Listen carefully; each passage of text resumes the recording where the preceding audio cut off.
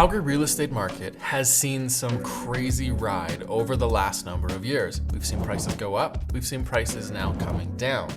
But not all places are coming down the same. And some areas are actually still going up or holding their value strong.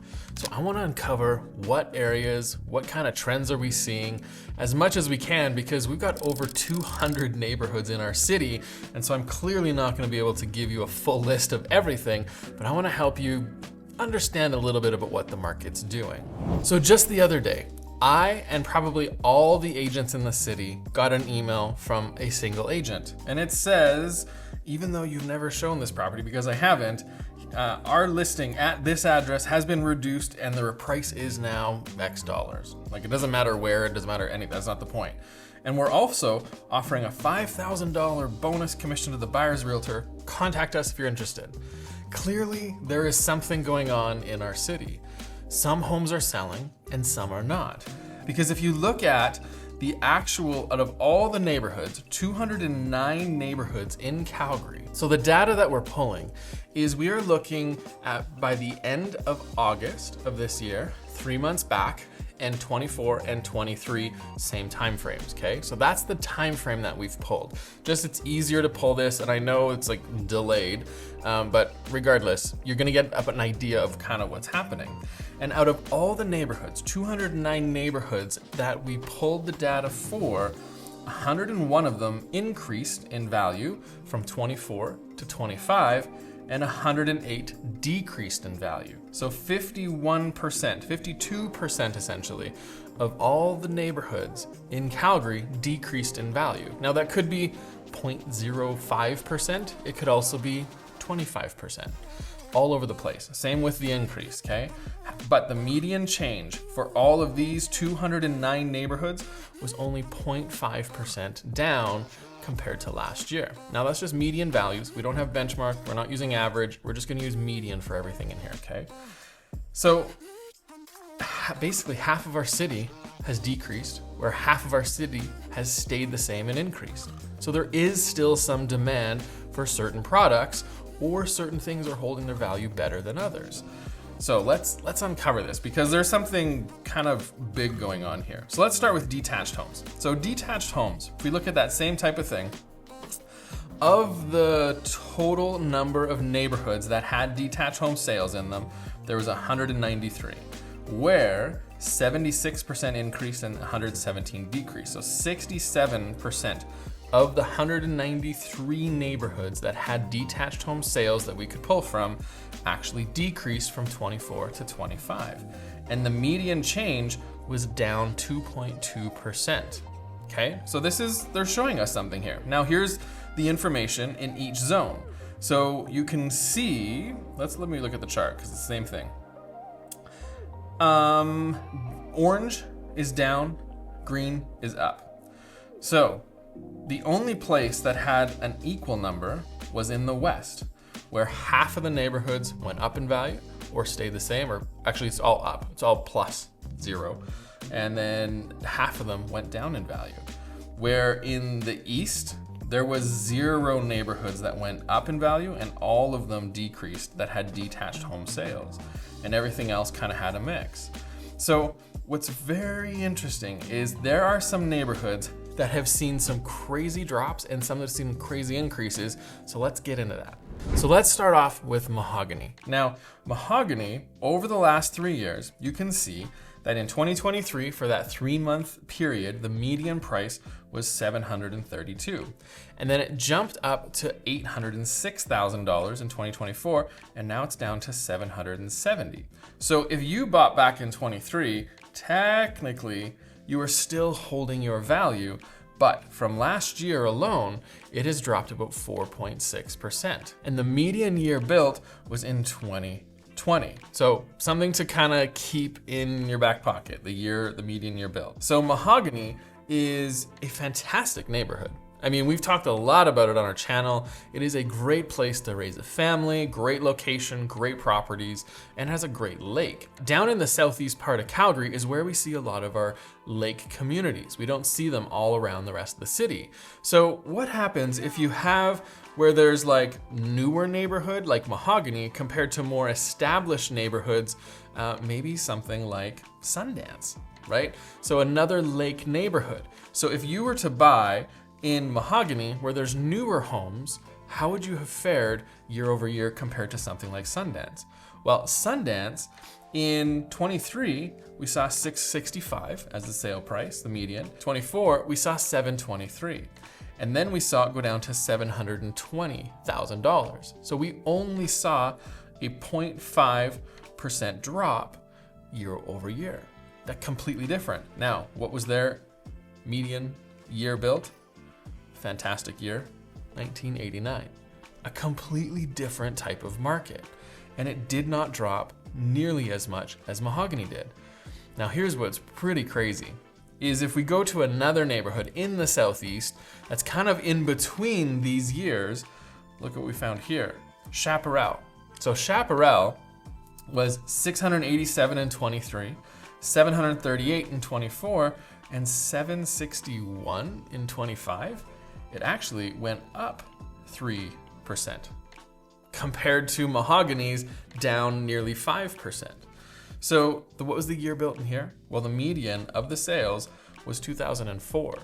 Maybe there's something to do with that pocket where they're new-ish houses in a lake neighborhood compared to old homes like in the 90s or 80s versus something in like Mahogany where there's a new like 2020 type stuff. What I think is something you gotta be aware of when you're looking at a neighborhood, doesn't matter what it is, this right here, Mahogany, still has homes being built. You have the builder as your competition. Sundance, there's no builders building in there unless someone's renovating, knocking down, rebuilding, something like that.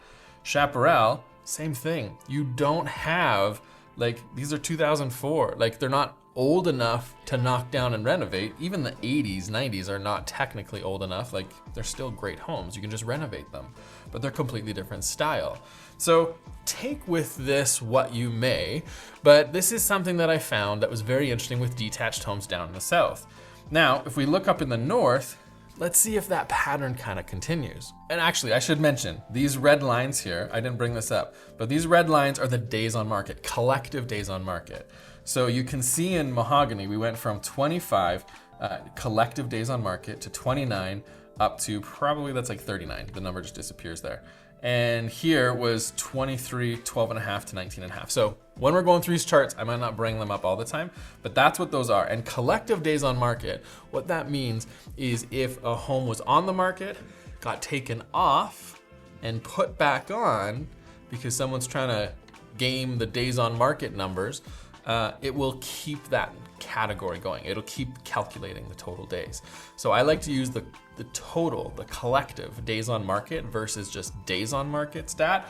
And that's what this is, because like in Chaparral here, even though prices have gone up, like their days of sales have really jumped, right? 15 up to 37. So it's taking over twice as long to sell properties, but their values are keeping pretty strong. So little things to kind of be aware of. So let's take a look at up in the north at Livingston. So Livingston, they had a 2022 median year build. And for them, it was 671 in 23, it was 724 in 24, and it was 694. So they actually saw a 4.2% drop year over year, okay?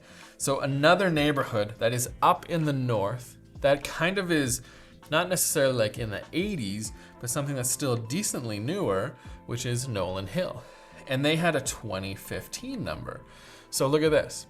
They actually went up almost 6%, 5.9%, which is fairly interesting over the same time frame. So they went from 709 in 23 to 747 in 24 up to 791 in 2025. So maybe there is something here with it not being like brand new where you're competing with builders, but then not in the 80s. I don't know. But like another neighborhood that we want to look at, but again, look at days on market, 46 versus 27 last year.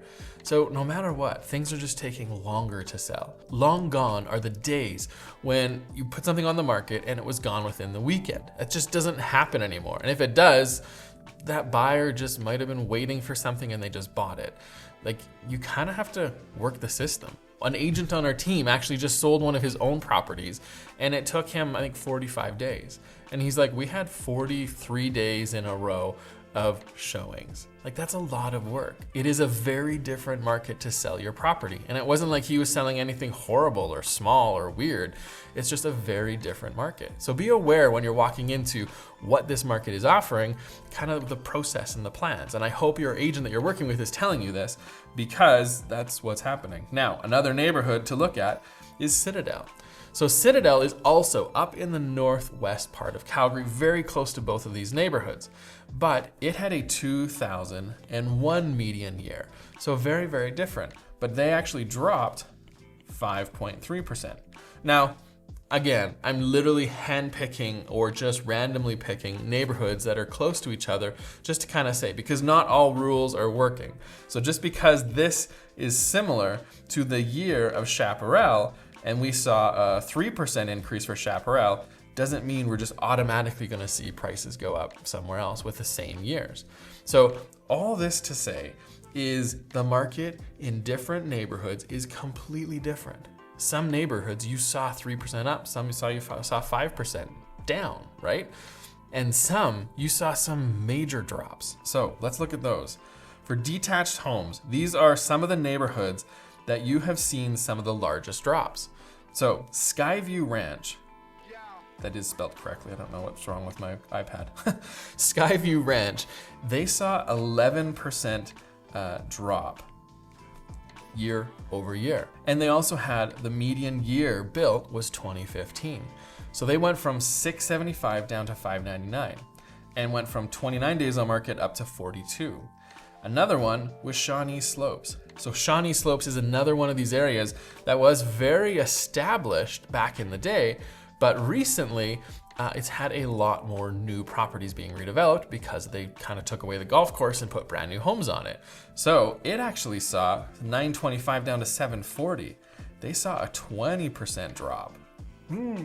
Median numbers for years was 2016. So that's showing you they had, your 1990 homes plus your brand new 2025, 2026 homes.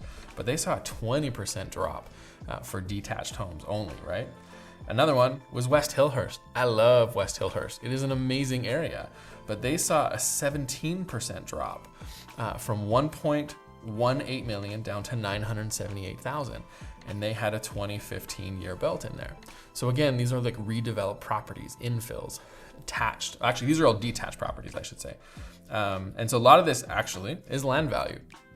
But people buying individual lands, because there are no semi-detached in these numbers. These are just basically land value and homes that are on it, plus like this larger single family properties in there.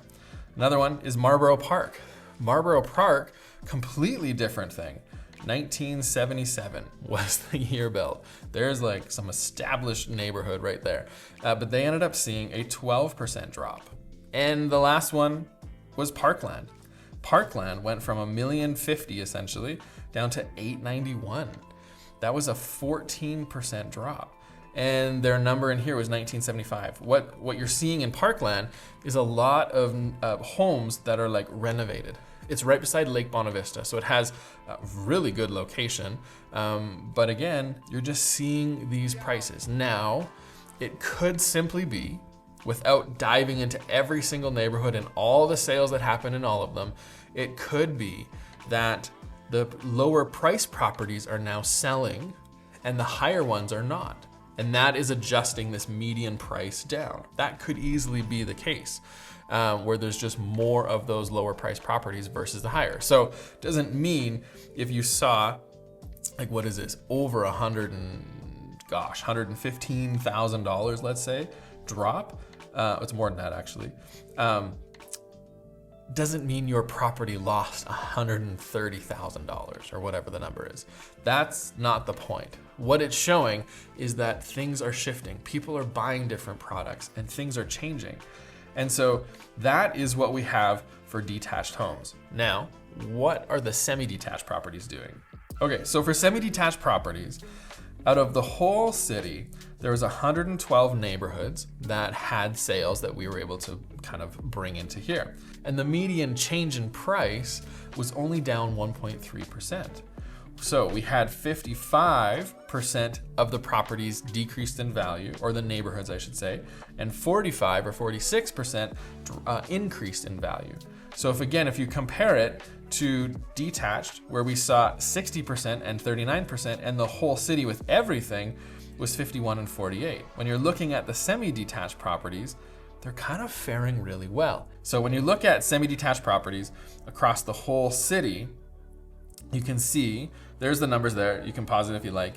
But here in the city center, we actually had more properties go up in the city center, in the northwest, more neighborhoods increase in value than those that decreased in the northwest and city center. And then in the south and in the west, there was equal number of up and down. And where we saw the lowest number of compared to like the lowest increase versus the highest decrease, that was a really weird way to say that. That's in the north part and the northeast part of the city. So it's all over the map. And semi-detached properties, like if you think about it, in the northeast, they're not going to be necessarily new properties. They're going to be probably more older half duplexes. Inner city, you're going to have a mix of like these half duplexes, but also like the older half duplex, I should say, but also like a mix of these new infills that are attached. Same in the northwest, because there's more builders that have built attached properties in some of the newer neighborhoods, and also a good mix of like those older duplexes as well. So it kind of combines all these things together. But what are these neighborhoods that saw the biggest drop for semi-detached properties, even though there was a whole bunch that increased? Well, first one is Albert Park. So Albert Park is in the southeast part of the city. It's right across Deerfoot from Inglewood, essentially. And there wasn't any good stats for 23, but in 24, they were sitting at $540,000, and it's dropped down to $443. I mean, days on market also dropped dramatically. So either way, that's what it is. And all these sales, I wanted to make sure in the last quarter, there was at least 5 to 6 sales, so there was enough information to be able to pull some data here, okay? The next one we saw was in the northeast. So again, you're gonna see kind of a pattern here in some of the areas that I showed you above. In Pine Ridge, it went from 485,000 down to 412 over the last year, which is a pretty big drop of 15%. And the median year built in there was 1976 for these properties. And I should say back here in Albert Park, was 1979. So this is what I mean when you see these older half duplexes, right? That's kind of these sales here. Now another one was Legacy. Legacy, it only dropped 0.9%, and the year was about 2018 for their median year built. So it went from 580 only down to 575, up from 539 in 2023. So there was a drop there. That was down in the south. And then Killarney and Glengarry, they actually saw an increase of 5%. So this is what I mean, is you can go in all of these different areas and there's always things that are changing. So no matter where you're looking, no matter what type of product you're looking at, make sure you understand the neighborhood stats and what's happening. Because the Killarney Glengarry, theirs was 2012, because they've been building infills in that area for quite a while. And so that's kind of some of the neighborhoods that have seen some biggest drops and some that have seen some increases as well. All right, let's talk about townhomes. So townhomes, we are now entering a different market. We have seen out of the 143 neighborhoods that we were able to pull that had townhome sales in them, the median change was negative 5.6% in a drop in their median price. Now, 69% of the neighborhoods that had townhomes decreased and only 30% increased. So we are definitely shifting into a different type of market when you're looking at townhomes. And where are we seeing this drop happen the most? Well, let's look. You can see in the west and the northwest, I would say, are the two areas where they're kind of holding their value a little bit better, because you have about half are dropped and half haven't. Where when you look at the northeast, only two in the north, in the southeast. Like those are probably the north, the southeast, and the northeast are probably some of the areas that have them, well they do, they have the most amount of neighborhoods that have dropped in value in townhomes compared to other parts of the city.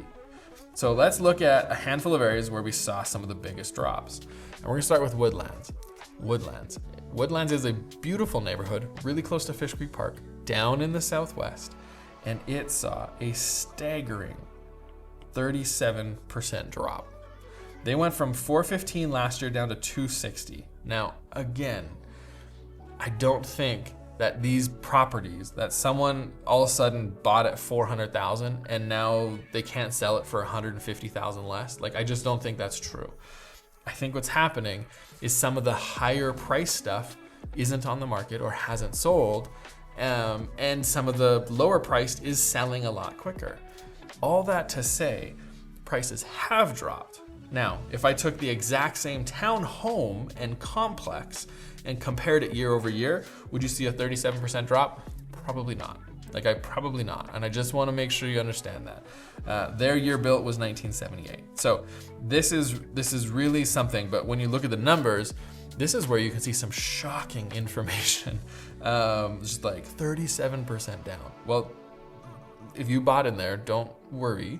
I don't think that's completely the case, because again, complexes for townhomes and apartments, you have to compare a complex to the same complex. You can't compare that one over there to this one here. They have different reserve funds, they have different condo fees, they have different boards, they have different things, right? And so it's like comparing apples to oranges. You need to stay with the apples or stay with the oranges, right?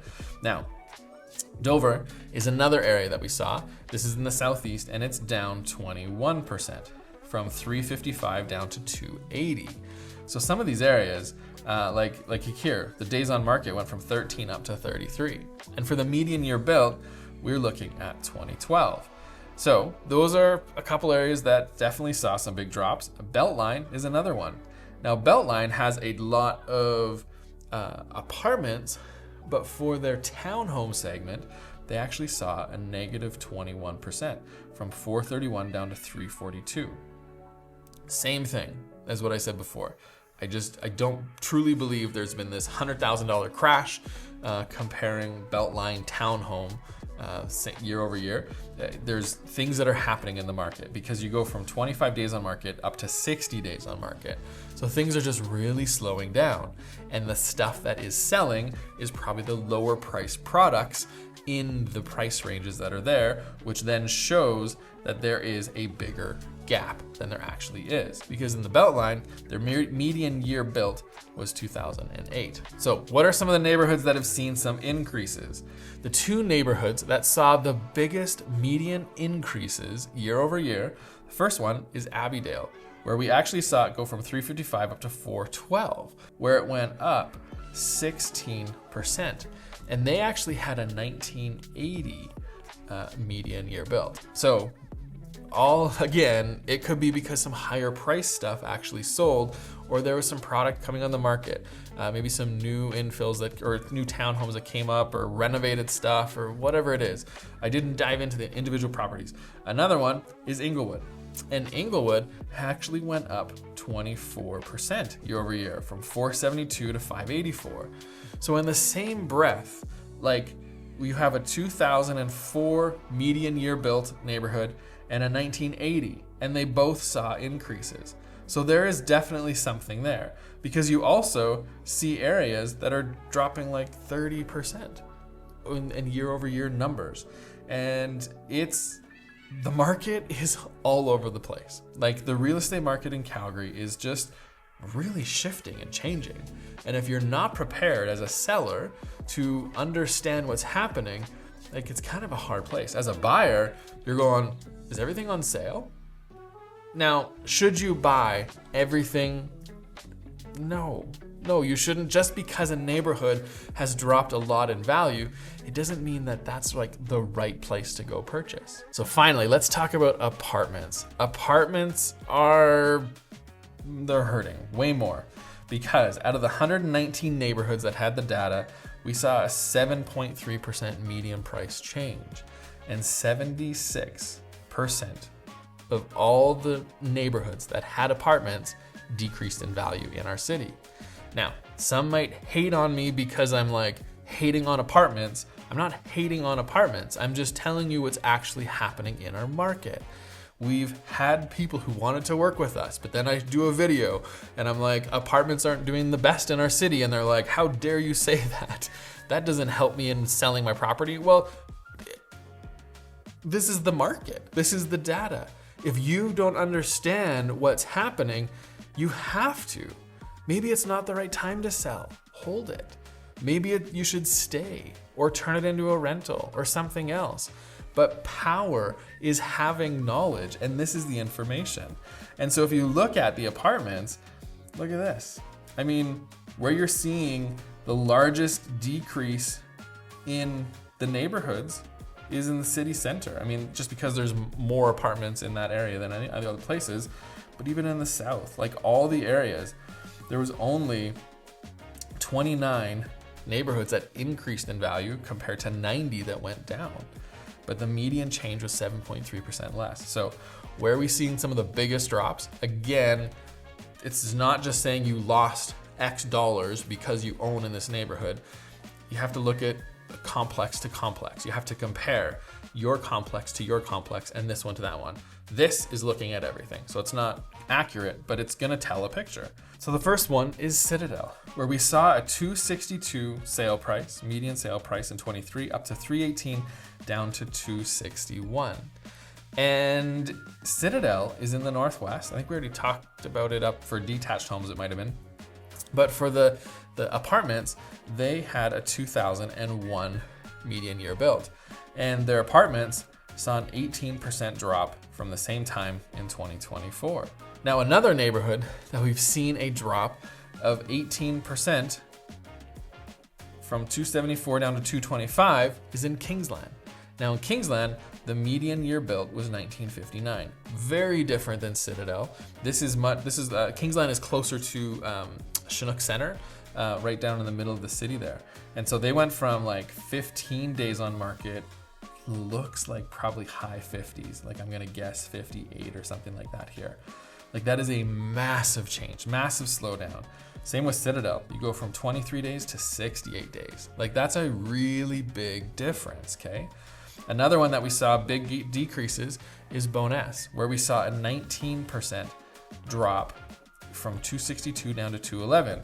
And in 24, it was hopping. Look at that. 3 days, collective days on market was the median last year, where it's 37. Like that is a drastic change in that market. And so, that's just a massive change. Sorry, 3 to 37. Another one is downtown commercial core. So this is more, it's not like Beltline, it's not like East Village, it's like where a lot of the commercial buildings are, but there's a lot of apartments in there too. But we saw a 20% drop in values from 375 down to 300, but their days on market have always been a little bit higher, which is kind of different, right? So different.